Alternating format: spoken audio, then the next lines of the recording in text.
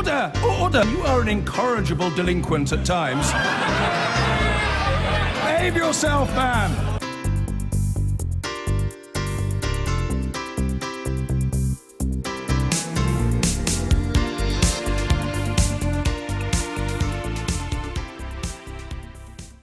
14 people lost their lives. Now, more than 40 years on, police investigating the Bloody Sunday massacre have made their first arrest.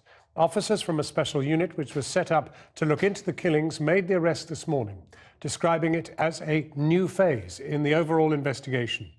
Relatives of the victims have welcomed the news and called it a positive step. Here's our chief correspondent, Alex Thompson.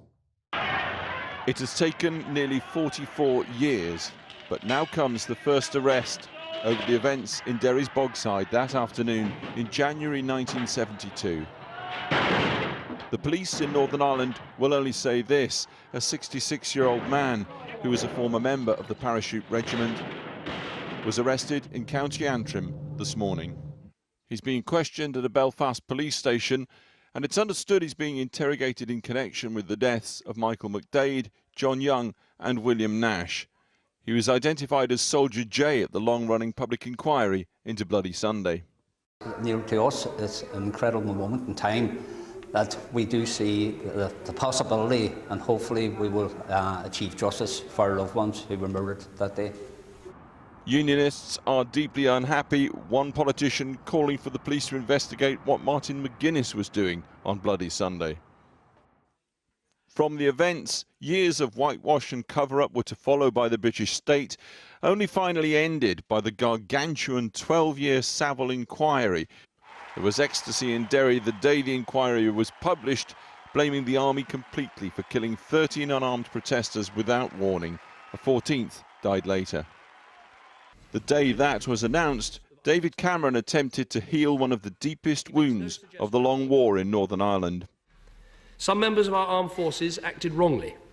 The government is ultimately responsible for the conduct of the armed forces, and for that, on behalf of the government, indeed on behalf of our country, I am deeply sorry. Today's security situation in Northern Ireland's radically improved from 1972, of course.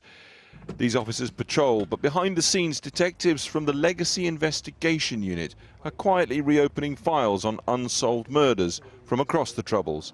Today their work became just a little bit more public. Alex Thompson reporting. Well, now, earlier I spoke to Lord Mandelson about today's news on Europe, and we'll have more on that later. But as a former Northern Ireland secretary, I also asked him for his reaction to today's Bloody Sunday arrest. There are perils in going back so far into history. Perils over the evidence that is available and people's memories, people's ability to adduce their own evidence and facts so long ago. I think there's a broader point too, which is that, you know, peace in Northern Ireland is quite fragile. Community relations are fragile.